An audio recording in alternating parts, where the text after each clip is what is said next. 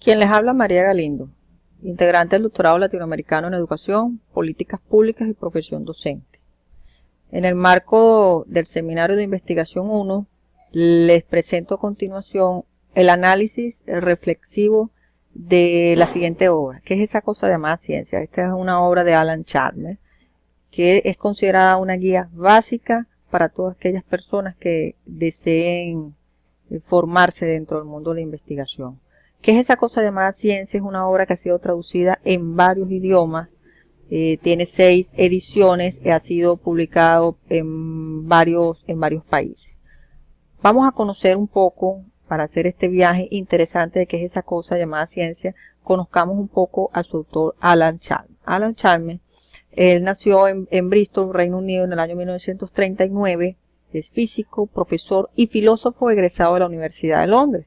Actualmente es profesor en la Universidad de Sydney, Australia. Aparte de esta interesante obra que es esa cosa llamada Ciencia de 1976, el autor tiene otras obras muy interesantes y que también son de lenguaje tan sencillo como lo es que es esa cosa llamada ciencia. Entre sus obras destacan La ciencia y cómo se elabora, 1990, Átomo del científico y La piedra filosofal, para el año 2009, una de sus obras más recientes. ¿Qué es esa cosa llamada ciencia? Tiene un propósito elemental. El propósito es identificar la naturaleza de las ciencias, como lo hace el autor a través de la historia de las ciencias. ¿Por qué él señala ciencias dentro de su obra? ¿Por qué? Porque así como se considera que la física es ciencia, que el método científico es ciencia, también lo es la psicología, la sociología, las llamadas ciencias sociales. Pues él hace este interesante recorrido por los conceptos más claves y más precisos y de manera muy sencilla que debe conocer toda aquella persona que desee ser investigador o que desee realizar algún proyecto de investigación. Yo me voy a permitir realizar un poco este breve recorrido por esos conceptos clave que Alan Chalmers señala en su obra. El inductivismo. El inductivismo es considerada la base de la ciencia, el denominado método científico. De ahí viene la ciencia, los inicios de la ciencia. Cuando nos referimos a la historia de la ciencia, de ahí viene la ciencia. Entre los principios o las premisas fundamentales del inductivismo tenemos: la ciencia comienza con la observación. Conocimiento científico es conocimiento probado. ¿Qué nos quieren decir estas premisas? Estas premisas nos dicen básicamente que la realidad es algo concreto, es algo que a través de nuestro sentido nosotros podemos captar. Y el conocimiento viene de esa realidad que se puede observar. Lo observado, es importante considerar que lo observado está influenciado por conocimiento y experiencia. El problema de la inducción. Los problemas de la inducción es que no es posible utilizar la inducción para justificar la inducción. Y es uno de los puntos débiles que Alan Chalmers señala del inductivismo. Y la dificultad del número de inducciones. El principio inductivista dice que para no hacer conclusiones apresuradas nosotros debemos observar en varias veces un número bien importante una situación para poder hacer una conclusión, aunque esto es relativo porque hay elementos que no se pueden comprobar, como por ejemplo las consecuencias de una guerra. ¿Cuántas guerras necesitamos para saber que las guerras son negativas o que nos traen consecuencias negativas? Aquí tenemos entonces el inductivismo como la corriente o como la raíz de la naturaleza de las ciencias. Luego del inductivismo, el autor nos pasea por el falsacionismo. ¿Cuáles son los principios del falsacionismo? Representado por Popper. Toda teoría debe ser comprobada por la observación y la experimentación. Nunca se puede decir que una teoría es lícitamente verdadera, aunque se false una hipótesis. Y esa hipótesis se compruebe de manera verdadera, es imposible decir que esa teoría tiene la verdad absoluta. Igualmente, el falsacionismo significa llegar a la falsedad de las teorías mediante deducciones lógicas. Aquí tenemos uno de los principales contrastes entre el inductivismo y el falsacionismo. Dentro del falsacionismo utilizamos el método deductivo, la lógica. El inductivismo usa sencillamente el método inductivo. aquí tenemos también una importante premisa. La aproximación a la verdad quiere decir que mientras más se false una teoría, esa teoría estará más cerca de la verdad, pero nunca podemos decir que esa teoría tiene la verdad absoluta. Luego del falsacionismo, debemos conocer, o ese viaje nos lleva a las teorías, a mirar las teorías como estructura. Tenemos los programas de investigación representados por Lakatos y tenemos los paradigmas representados por Kuhn. Dentro de los programas de investigación, ¿qué significa esto? Un programa de investigación es una guía que determina los pasos o el camino a seguir para las futuras investigaciones. Ellos contienen un núcleo central constituido por enunciados universales e inmodificables. Si un investigador pretende modificar el núcleo central de un programa de investigación, entonces ese investigador no puede adherirse a dicho programa. Un programa de investigación progresa o se degenera. Cuando un programa de investigación ya no produce, ya no aporta, entonces ese programa se degenera y deben hacer un nuevo programa. Dentro de los paradigmas de Kuhn, tenemos que un paradigma es un supuesto teórico general y eso lo tenemos que tener bien preciso. Y no existe un paradigma superior a otro. Es importante que también se maneje eso.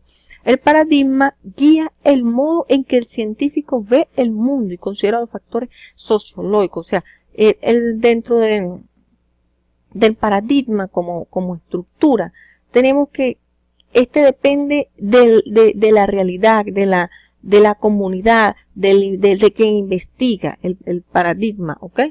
Bien, luego de la teoría como estructura, nosotros, o la ciencia ha dado interesantes enfoques, y que Alan Chapman los describe, y extrae, y en su discurso presenta de manera precisa qué significa cada uno de estos enfoques, que me permito presentarles en esta oportunidad. El racionalismo, representa teoría es solo valorada en términos universales y carácter histórico. Aquí no hay más nada que hacer. Teoría está marcada por la lógica y por la razón. Tenemos a Lakatos como uno de los principales representantes del racionalismo. Relativismo niega criterio de racionalidad universal. Una teoría varía de una comunidad a otra. El relativismo está sujeto a los intereses y los valores del investigador o de la comunidad. Aquí no hay racionalidad universal. Aquí las cosas son específicas y contextualizadas. Tenemos asimismo el objetivismo, el cual señala los datos del conocimiento trascienden creencias y estado de conciencia. El objetivo es lo que se ve. Si nosotros señalamos esa mesa es blanca, es porque la mesa es blanca. De manera objetiva usted puede verificar que esa mesa es blanca. Desde el individualismo, este enfoque del individualismo, el conocimiento se sustenta en creencias de los individuos. Ejemplo, el tema de las religiones es algo que se puede caracterizar dentro del individualismo. Si yo digo que la religión católica es la mejor, eso solo existe en mi mente, eso solo existe en mí, porque no puedo comprobarlo. Bien, luego de mirar estos enfoques y que todo investigador debe tener claro desde qué posición plantea su proyecto de investigación, si es desde el racionalismo, desde el relativismo, desde el objetivismo o desde el individualismo, tenemos que conocer la teoría anarquista del conocimiento.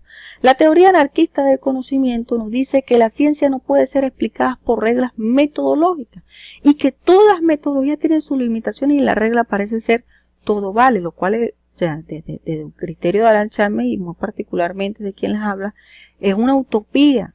Decir que el investigador es totalmente libre y que no existe una metodología, que no existe una norma y que el investigador sencillamente puede plantear lo que así desee. El investigador debe conocer la estructura de la ciencia para poder guiar, para poder determinar su proyecto de investigación dentro de alguna de las corrientes que le he señalado. La ciencia debe ser estudiada como un fenómeno histórico, señala esta teoría anarquista del conocimiento, una de las más recientes, y que se considera muy utópica porque le da una excesiva libertad al investigador. De igual manera, nosotros tenemos que ver cuál es la relación que existe entre las teorías científicas y el mundo. Existen tres corrientes: el realismo, el instrumentalismo y la verdad. El realismo nos dice que el mundo existe independientemente de nosotros. El realismo es lo que usted puede mirar. Ahí existe, esa es la realidad, lo que se puede palpar atrás en nuestro sentido, lo que existe. Desde el instrumentalismo, La teoría representa el componente teórico de la ciencia, no describe realidad, simplemente la teoría y que esa teoría es constatada con lo que es la observación, lo que usted puede mirar en la realidad. Y desde la verdad, una teoría es verdadera si se corresponde a los hechos. O sea, no es lo que usted cree, sino lo que existe. Luego de hacer este interesante viaje, donde Alan Chapman nos ha presentado todos estos interesantes conceptos y que desde el análisis del discurso lo he presentado, me parece preciso señalar de manera concluyente algunas consideraciones centrales que están presentes en esta obra. El término ciencia es egoísta. ¿Por qué es egoísta? Porque deja por fuera el estudio de la psicología, deja por fuera el estudio de la sociología, deja por fuera el estudio de la educación y deja por fuera que la ciencia no es solamente la física o la biología o las ciencias naturales o los estudios de Darwin, ¿no? La ciencia, debemos hablar de ciencias y no son solamente de ciencia.